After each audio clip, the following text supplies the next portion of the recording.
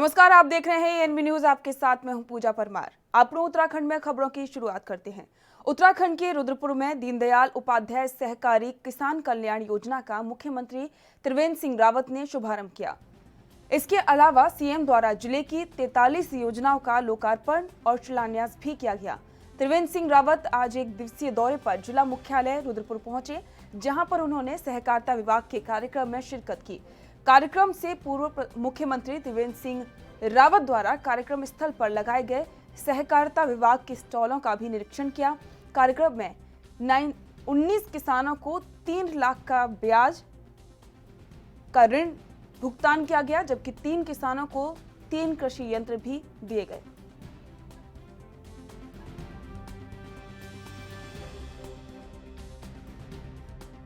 आज राज्य सरकार ने अपने किसानों के लिए और विशेषकर जो हमारे गरीब किसान हैं, जो कुछ काम तो करना चाहते हैं लेकिन उनको ऋण उपलब्ध नहीं हो पाता था।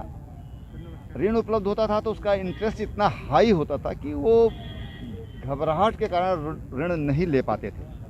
आज राज्य सरकार ने पहले 0% पर 1 लाख रुपए तक का ऋण हम दे रहे थे।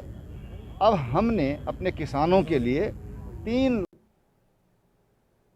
उत्तराखंड के मुख्यमंत्री त्रिवेंद्र सिंह रावत के रुद्रपुर आने के विरोध में पूर्व विधायक प्रेमानंद महाजन के नेतृत्व में कांग्रेसी काले झंडे दिखाते हुए रुद्रपुर की ओर रवाना हो रहे थे, लेकिन उससे पहले ही दिनेशपुर सुभाष चौक से सभी कांग्रेसियों को दिनेशपुर पुलिस ने गिरफ्तार कर लिया। कांग्रेसियों ने काले झंडे दिखाकर मुख्यमंत्री के आने का विरोध किया और कहा कि उत्तराखंड सरकार पूरी तरह से विफल हो चुकी है, क्योंकि उत्तराखंड के युवाओं के पास रोजगार नहीं है और महंगाई चरम पर है और साथ ही किसान भी परेशान हैं।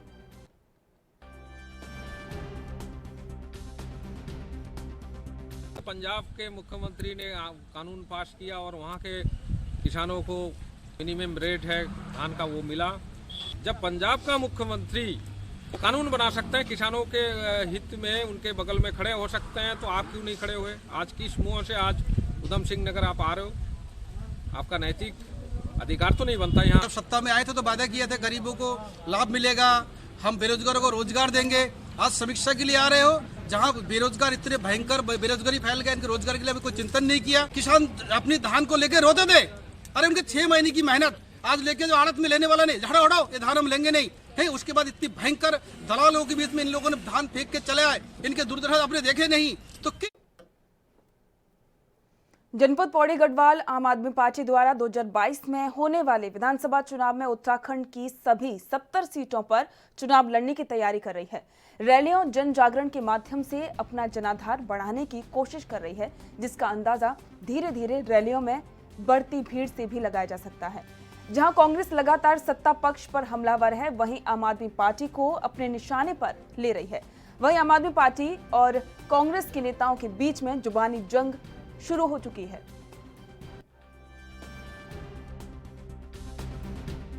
इस तरीके से हम देखें तो पूरे प्रदेश भर में नहीं, पूरे देश भर में कांग्रेस समाप्ति की ओर है। आप जैसा बिहार के चुनाव में भी आप देखेंगे कि पूरा जो वहाँ पर जो भाजपा की सरकार बनाने की अगर कोई जिम्मेवार है तो वो कांग्रेस पार्टी है, क्योंकि 75 सीटों पर लड़के वो केवल 19 सीटें जीत पाई है। और जहाँ तक आप अन्य प्रदेशों में बात करेंगे तो आप मध्य प्रदेश देख लीजिए, गोवा देख लीजिए, अन्य प्रदेशों में भी स्थिति है कि अगर आप कांग्रेस को वोट दे रहे हैं तो आप इनडायरेक्ट वे में कहीं ना कहीं भाजपा को वोट दे रहे हैं। मेरा ये मानना है कि 2022 का जो चुनाव है वो केवल भारतीय जनता पार्टी और आम आदमी पार्टी के बीच में होने जा रहा है। इस प्रदेश में लगभग 11 विधायक अभी कांग्रेस के हैं, लेकिन मैं ये देखता हूं कि भविष्य में आने वाले टाइम में वो 11 भी नहीं रहेंगे। निश्चित तौर पे आने वाला जो चुनाव है वो भारतीय जनता पार्टी और आम आदमी पार्टी के बीच होगा। मंत्री के परिप्रेक्ष्य में हाईकोर्ट का निर्णय आया। आपने देखा कि मुख्यमंत्री जी पर भ्रष्टाचार के आरोप है, सीबीआई FIR दर्ज करे और जांच करे, लेकिन कानूनी दाय बेंच के खेल करके मुख्यमंत्री से बचना चाहते हैं। अगर भ्रष्टाचार पर 0 टॉलरेंस है तो फेस करिए ना सीबीआई इंक्वायरी, क्या दिक्कत है? तो ये सरकार जो है हर चीज़ छिपाना चाहती है, लेकिन अब वो छिप नहीं सकती, लोगों की नज़र में आती। लास्ट सवाल, आम आदमी पार्टी भी अब आगामी चुनाव में लड़ने जा रही है। आम आदमी पार्टी का कोई भविष्य उत्तराखंड राज्य के अंदर कोरोना महामारी को देखते हुए आगामी कुंभ का स्वरूप क्या होगा, यह तो अभी कोई भी बताने में सक्षम नहीं है। लेकिन जिस तरह से कोरोना महामारी का प्रकोप एक बार फिर से देश में बढ़ रहा है, उसे लगता नहीं है कि आने वाले कुंभ मेले को भव्य तरीके से मनाया जा सके। कुंभ में लाखों करोड़ों की संख्या में श्रद्धालु और संत महात्मा गंगा स्नान करते हैं, लेकिन अखिल भारतीय अखाड़ा परिषद के महामंत्री हरिगिरी भी इस बार कुंभ मेले में प्रतीकात्मक स्नान करने की बात कर रहे हैं। कोरोना जो सबसे बड़ा है, पहला हमारा था कि कोरोना किसी कारण से कोरोना कारण कोई विकास का काम न रुक जाए, उस पर चिंतन था। आखिरी निर्णय ये था कि जो भी भारत सरकार, राज्य सरकार और कुंभ मेला अधिकारी का जो निर्णय होगा, तो अखाड़े से 2-2 आदमी भी नहाकर परंपरा का निर्वाह करेंगे। इसलिए 13 अखाड़े का कुल 26 आदमी, ये मुख्यमंत्री को मैंने लिख के भी दिया हूं, प्रशासन को भी लिख के दिया हूं। है कोरोना आफत काल में हम लोग चाहे संकेतित स्नान करेंगे, संकेतित कुंभ मेला करेंगे, उसमें कहीं किसी अखाड़ों में कोई मतभेद नहीं है। अब एक चिंतन का विषय ये आया है नया कि शिविर टेंट आदि जिसके नाम से जाना जाता है या टीन से अनेक प्रकार का, जैसे सन्यासी अखाड़े या वैष्णव अखाड़े अपने आश्रमों से निकलकर गौरी शंकर सेक्टर या ये गंगा द्वीप, कनखल द्वीप, अनेक प्रकार के जहां शिविर की व्यवस्थाएं होती थी, वो लगभग सरकार का, प्रशासन का, अधिकारियों का ये है कि वैष्णव संप्रदाय के बैरागी आर्यों अखाड़े के साधु संत कुंभ मेला प्रशासन द्वारा किए जा रहे भेदभाव से काफी नाराज नजर आ रहे हैं। बैरागी अखाड़ों के संतों ने मेला प्रशासन पर आरोप लगाया है कि कुंभ मेले के दौरान बैरागी कैंप में होने वाले निर्माण कार्यों को मेला प्रशासन द्वारा नहीं कराया जा रहा है, जबकि सन्यासी अखाड़ा के कार्य मेला प्रशासन करवा रहा है।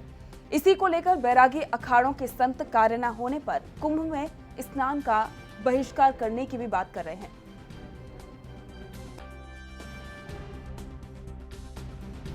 ऐसा है कि जो है ये बैरागी कैंप कनखल बैरागियों का है और यहाँ स्थायी निर्माण हो, ऐसा जो है जैसे कि सब लोग जगह अतिक्रमण किए तो वो हटना चाहिए। और दूसरा ये कि हमारा यहाँ जो भी प्रशासन ने अभी पैसा पास किया है, वो सब पैसा यहाँ लगे, कागज़ में भी और फील्ड में भी। और जो है कुंभ मेला नज़दीक आ रहा है तो फील्ड में देख के आप स्वयं महसूस कर सकते हैं कि कुंभ मेला जैसा कुछ भी नहीं दिखता, चाहे वो सफाई की व्यवस्था हो, चाहे लाइट की व्यवस्था हो या चाहे और दूसरी। इसीलिए हम नाराज़ हैं कि हमारी जो है जगह के साथ, हमारी परंपरा के साथ और हमारा हनुमान जी मंदिर के साथ जो है छेड़खानी की रही। तो इसके लिए हमारी मांगे और हमारी व्यवस्था, हमारा कार्य ना हुआ तो जो है जो भी निर्णय होगा समय पे वो लिया जाएगा। इसमें वैष्णव समाज पूरा, श्री पंच निर्मोही अखाड़ा, श्री पंच दिगंबर अखाड़ा, श्री पंच निर्वाणी अखाड़ा, 3 अखाड़ों के अंतर्गत पूरा वैष्णव समाज आता है। जो ये पूरा फील्ड जो है पूरा वैष्णव बैरागियों के नाम है। उनकी नाराजगी मैं उचित नहीं समझता हूँ, क्योंकि जो उस पैसे को लगाया जाना है उसके लिए उनके अपने नाम भूमि का होना आवश्यक है, जो उनके नाम नहीं है। जिनके नाम भूमि है उनके खातों में जो प्रथम किस्त है वो दे दी गई है। और रही बात यहाँ के कार्यों की, तो अभी चूँकि कुंभ का स्वरूप कोविड को देखते हुए आगे जाके क्या होगा उस पर निर्णय होना बाकी है, क्योंकि आप जानते हैं कि दिल्ली में फिर से कोरोना जो है बढ़ गया है, कई देशों में फिर से लॉकडाउन शुरू हो गया है। देखिए, बैरागी कैंप आज से नहीं, अनादिकाल से वैष्णव संप्रदाय का वहाँ मेला लगता है, उनका अधिकार है। और माननीय ऐसी जानकारी आई है कि माननीय सर्वोच्च न्यायालय ने आदेश दिया है कि कुंभ मेला तक उनको न हटाया जाए। मेरी सरकार से गुजारिश है और बार बार निवेदन भी है कि ऐसी कोई व्यवस्था बनाई जाए कि वैष्णव संप्रदाय की तीनों वनियाँ वहाँ अस्थायी रूप से बस जाएं। मैं मानता हूँ कि ज़मीन जो कि सिंचाई विभाग की है और समस्या है, लेकिन मेला भी हमारी परंपरा का है। पर एक बात मैं सरकार से कहना चाहता हूँ कि तीनों वैष्णव अन्य अखाड़ों की संपत्ति या जो हाँ उनका मेला लगता है, अभी आज से नहीं अनादिकाल से लग रहा है, वहीं पर उनका निवास बना दिया जाए तो हर 12 साल में उनके लिए सुविधाजनक रहेगा और संत महात्माओं के लिए सुविधाजनक रहेगा। तो यह समाधान तो सरकार निकाल सकती है। सर्वोच्च न्यायालय ने यही कहा है कि आप इसको अभी मेले तक नहीं हटाया जाए, लेकिन अस्थायी समस्या का समाधान तो उत्तराखंड सरकार और उत्तर प्रदेश सरकार दोनों मिलकर इसका समाधान करें। ऐसा कुंभ मेले को लेकर रेलवे विभाग की तैयारियां लगातार जारी हैं। उत्तर रेलवे के जीएम और मुरादाबाद मंडल के डीआरएम ने अधीनस्थ अधिकारियों के साथ योग नगरी और ऋषिकेश रेलवे स्टेशन का निरीक्षण किया। मौके पर कुंभ मेले के दौरान ट्रेनों के संचालन को लेकर आपस में अधिकारियों ने चर्चा भी की। उम्मीद जताई जा रही है कि कुंभ मेले के दौरान उत्तराखंड शासन, गृह मंत्रालय और रेलवे मंत्रालय की सहमति मिलने पर दोनों स्टेशनों से निर्धारित रूटों पर ट्रेनें संचालित की जाएंगी। लेकिन कोरोना के कहर की वजह से ट्रेनों में सफर करना आसान नहीं होगा। यात्रा करने के लिए यात्रियों को रिजर्वेशन कराना अनिवार्य होगा। ट्रेन में सोशल डिस्टेंसिंग का ख्याल रखते हुए मास्क पहनने की भी अनिवार्यता होगी। कि अभी महामारी की स्थिति में ट्रेनों के संचालन के बारे में कुछ कहना थोड़ा मुश्किल है। तो हम लोग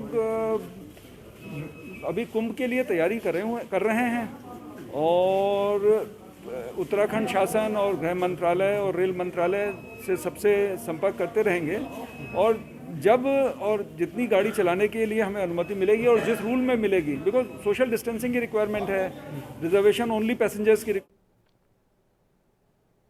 लाल बहादुर शास्त्री राष्ट्रीय प्रशासनिक अकादमी मसूरी में 47 प्रशिक्षु कोरोना पॉजिटिव पाए जाने से परिसर में हलचल मच गया, जिसके साथ ही 6 कर्मचारी भी कोरोना की चपेट में आ गए, जिसके शहर में भय का माहौल व्याप्त हो गया है। अकादमी को अनिश्चित काल के लिए बंद कर दिया गया है और साथ ही सभी प्रशिक्षुओं और कर्मचारियों की कोविड-19 जांच की जा रही है।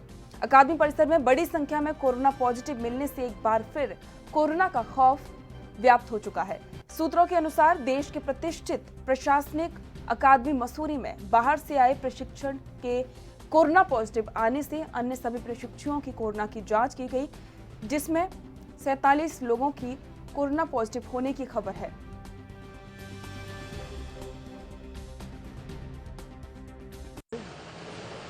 और आज का तो कुछ पता नहीं, तो सर कुछ कह नहीं सकते। आई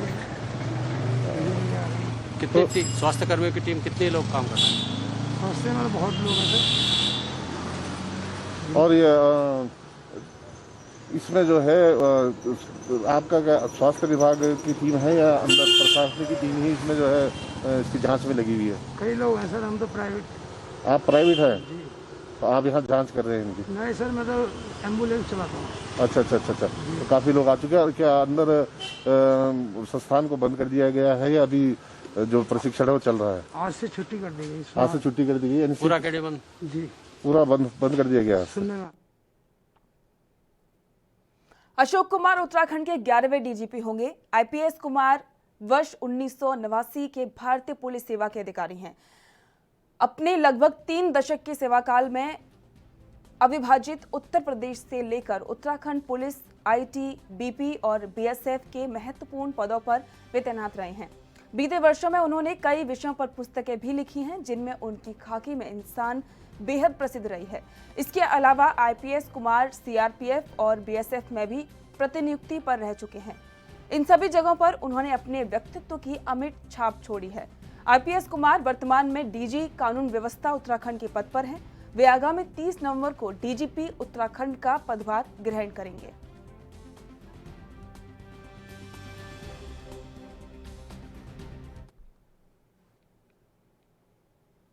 वक्त हो गया ब्रेक का, जल्द लौटेंगे।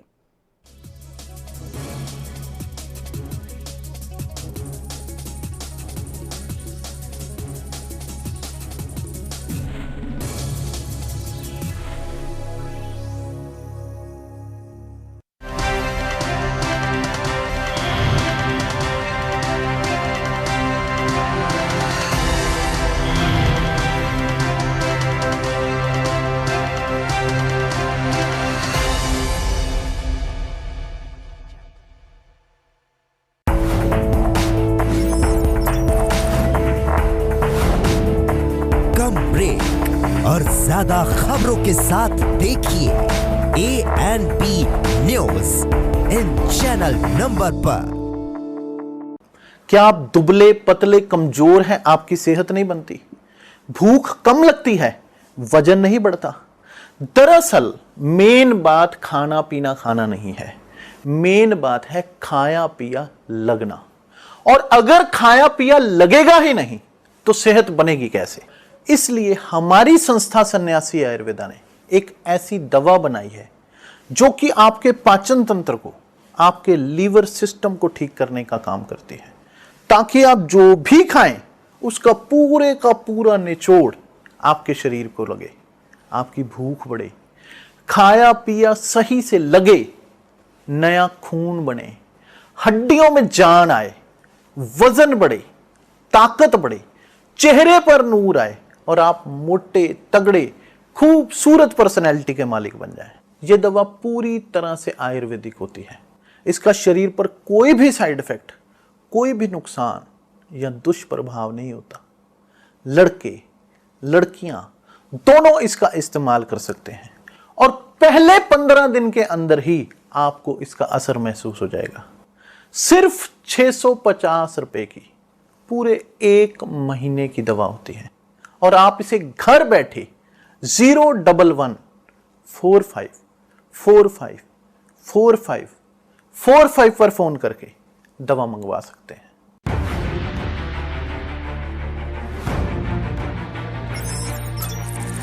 खबर चाहे सियासत की हो या सरकार की,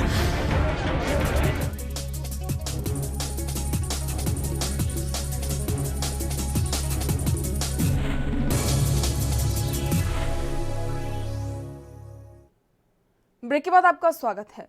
आदि गुरु शंकराचार्य जी की गद्दी योग ध्यान बद्री मंदिर पांडुकेश्वर से आज श्री नृसिंह मंदिर जोशीमठ पहुंची। रास्ते में जगह जगह गद्दी का जोरदार स्वागत कर फूल वर्षा की गई। गढ़वाल स्काउट के बैंड की धुनों और श्रद्धालुओं ने जय बद्री विशाल के जयकारे लगाए। रावल और धर्माधिकारी द्वारा नृसिंह मंदिर और नवदुर्गा मंदिर में विशेष पूजा अर्चना की गई। इस अवसर पर सैकड़ों श्रद्धालुओं ने दर्शन किए।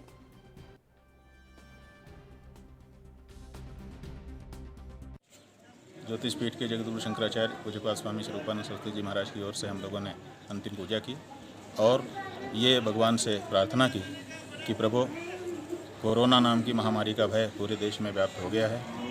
लोग काम धंधा छोड़ करके घर में बैठे हुए हैं। आर्थिक दृष्टि से भी देश पिछड़ रहा है, सामाजिकता भी बिगड़ रही है और भी तरह तरह की बिगाड़ आ रहे हैं। तो हम लोग आपसे प्रार्थना करते हैं कि जल्दी से जल्दी इस भय को हम लोगों के हृदय से दूर करिए। जब अगली बार हम पट खोलने आएँ तब तक फिर से सामान्य वातावरण हो गया हो इसका। उत्तराखंड में नैनीताल जिले के खुरपाताल में भारत का पहला मॉस गार्डन विकसित किया गया है।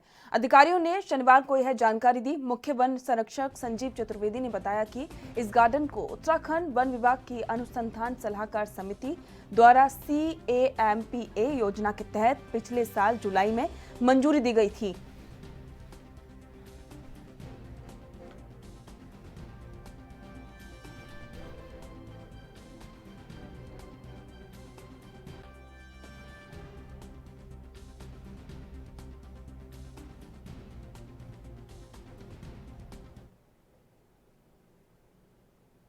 उत्तराखंड तकनीकी विश्वविद्यालय से संबद्ध तकनीकी कॉलेजों को प्रैक्टिकल क्लास के लिए खोला जाएगा। विभिन्न तकनीकी कोर्स के प्रैक्टिकल प्रभावित होने के कारण छात्र हित में यह निर्णय लिया है। हालांकि फिलहाल सिर्फ तीसरे और चौथे वर्ष के छात्रों को ही रोटेशन के आधार पर बुलाया जाएगा।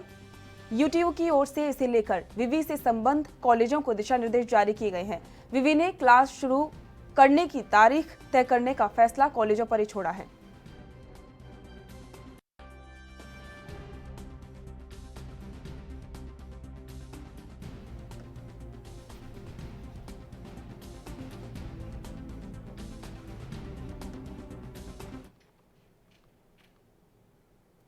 उत्तराखंड के ऋषिकेश में रेलवे स्टेशन के निरीक्षण के लिए उत्तर रेलवे के जनरल मैनेजर पहुंचे थे, जहां पर स्थानीय लोगों ने उनका घेराव किया और जमकर नारेबाजी की। आपको बता दें कि कुछ ही दिन पहले रेलवे की लापरवाही के चलते एक युवक की ट्रांसफार्मर से टकराकर मौत हो गई थी, जिस पर अधिकारियों ने मिलकर बातचीत का आश्वासन दिया था, लेकिन अधिकारियों ने पीड़ित परिजनों से बातचीत नहीं की, जिसके विरोध में ये प्रदर्शन किया गया।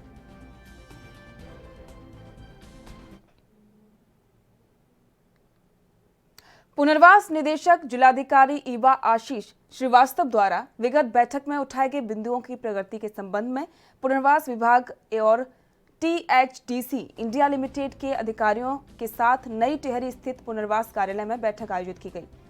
प्रभावित परिवारों हेतु पुनर्वास विभाग को जो भी धनराशि उपलब्ध कराई गई उसका उपयोगिता प्रमाण पत्र THDC को उपलब्ध कराया जाए। वहीं जिलाधिकारी ने निर्देश दिए कि THDC के पास जो पुनर्वास भूमि कब्जे में है उसका भौतिक निरीक्षण किए जाने हेतु अपर जिलाधिकारी की अध्यक्षता में कमेटी का गठन कर निरीक्षण 15 दिनों के अंदर किया जाए।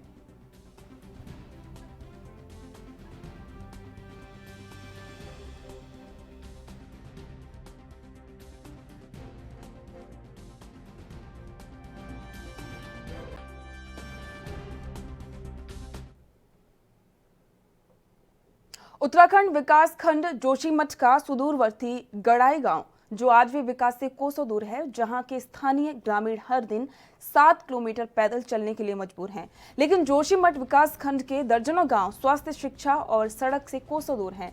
गड़ाई गांव में यदि कोई महिला गर्भवती हो जाती है तो उस महिला को ग्रामीण 7 किलोमीटर सड़क तक पहुंचाते हैं और यदि कोई बच्चा या बुजुर्ग बीमार हो जाता है तो उसे भी दंडी कंडी के सहारे स्वास्थ्य समुदाय के केंद्र तक पहुंचाया जाता है। यहाँ के ग्रामीण हर दिन ये उम्मीद लगाए हुए हैं कि उनके लिए प्रशासन व्यवस्था करेगा।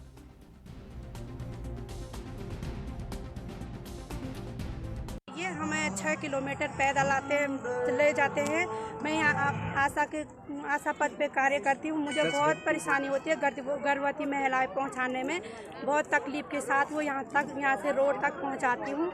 उन्हें बहुत दर्द के होते हुए भी इतना पैदल चल, आज के ज़माने में होते हुए भी हमारा गड़ाई गाँव अभी भी विकास के उसमें नहीं है। अभी भी क्या चाहते चीज़ ये है कि 98 से जो है विस्थापन में था ये, तो तब से रोड की मांग निरंतर चलते आई है, जो कि 98 के बाद अभी तक जो है इस गांव में दूरस्थ गांव होने के नाते जो है हर गांव में जो है रोड की सुविधाएं हो चुकी है, लेकिन गनाई गांव में अभी तक भी जो है रोड से वंचित है, जो कि हम लोग हर दफे इस चीज़ की मांग करते हुए आए ताकि यहाँ पे सर्वे भी हो चुकी थी, सर्वे भी जो है पूर्ण हो गई है अभी भी, लेकिन इस रोड के मामले में यहाँ पे जो है कोई भी।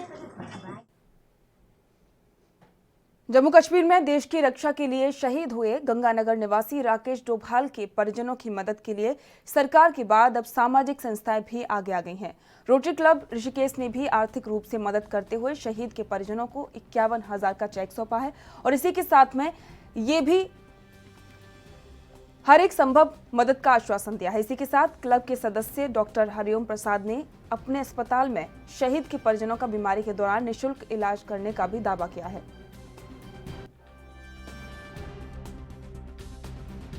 आज बड़े ही दुख का और बहुत ही गमगीन विषय है। हमारे ऋषिकेश का एक सपूत बॉर्डर पर शहीद हो गया। हम लोग इस दुख की घड़ी में इस परिवार के साथ हैं। रोटरी क्लब के सभी सदस्य हम इस दुख की घड़ी में इस परिवार के साथ हैं। आदमी की क्षतिपूर्ति तो अब नहीं हो सकती है, भगवान के पास चले गए हैं वो, पर इस परिवार को हम ये दिलासा दिलाने आज आए हैं कि रोटरी परिवार की तरफ से इनको सदैव डॉक्टर प्रसाद हॉस्पिटल में medical facilities free of cost दी जाएंगी। मिले हैं तो हमने इनको बताया है कि यहाँ भी मेडिकल से रिलेटेड आगे आजीवन इनको कभी भी किसी तरह की कोई भी दिक्कत परेशानी होती है तो हमारा हॉस्पिटल प्रसाद हॉस्पिटल सबसे नज़दीक में इनके, तो उस तरह की हम लोग सारी सुविधाएं उनको प्रदान करेंगे। क्योंकि सच में ये अपने आप में दुख का विषय है कि जिस तरह से पूरा देश उस समय दिवाली मना रहा था तो वो वीर शहीद दिवाली के दिन पर उनसे लड़ रहा था, तो ऐसे में हम सभी लोगों का अपना फ़र्ज बनता है, कर्तव्य बनता है कि जिस तरह से उनकी मदद कर सकें। तो आज रोटरी के माध्यम से हम लोगों ने मतलब पैसे भी दिए हैं और मेडिकल फैसिलिटीज़ का भी उनको एक आश्वासन दिया है कि कभी किसी तरह की भी दिक्कत होती है तो हम सब लोग उनके लिए। उत्तराखंड के टिहरी चंबा से कोटी कॉलोनी तक सड़क के किनारे क्रॉस बैरियर न होने के कारण कई दुर्घटनाएं हो चुकी हैं। बताते चले कि ऐतिहासिक टिहरी बांध की झील में पर्यटक व्यवसाय को बढ़ावा देने के लिए केंद्र और प्रदेश सरकार द्वारा वहां पर बोटिंग व्यवस्था की गई है। यही सड़क टिहरी झील को भी जोड़ती है। केदारनाथ, बद्रीनाथ, 2 धामों के लिए भी ये सड़क जुड़ती है। अभी तक कुछ दिन पहले ही प्रदेश के मुखिया त्रिवेंद्र सिंह रावत ने भारत देश के एकमात्र भारी वाहन झूला पुल का उद्घाटन किया। 2 लाख की आबादी भी इसी पुल से गुजरती है और इसी सड़क से, लेकिन सुरक्षा के उपाय न होने के कारण कई बार इसमें लोग गिरकर चोटिल हो चुके हैं। कई लोग मौत के ग्रास में भी समा चुके हैं, लेकिन फिर भी किसी का भी ध्यान इस तरफ नहीं है। अभी सड़क सुरक्षा समिति की बैठक हुई थी और मेरे द्वारा निर्देश दिए गए थे कि जितनी भी ऐसे स्पॉट्स हैं वो चिन्हित करके सभी लोग एक तो क्रॉस वैरियर का एस्टिमेट बना करके भेजेंगे, क्योंकि इसमें फिर धीरे धीरे धनराशि जारी होती है और सभी को एक साथ नहीं हो पाती है। तो मैंने ये भी कहा था कि वैकल्पिक व्यवस्था जो होती है, जिसमें टायर्स को नीचे मतलब फिक्स करके या फिर ड्रम्स को फिक्स करके एक वैकल्पिक व्यवस्था की, एक मजबूत वैकल्पिक व्यवस्था जो है वो करेंगे। तो इसी में सड़क सुरक्षा समिति में ही देना चाहूँगा कि आपने इस मुद्दे को उठाया है, क्योंकि चंबा से और टिहरी के जाने के लिए, कोटी जाने के लिए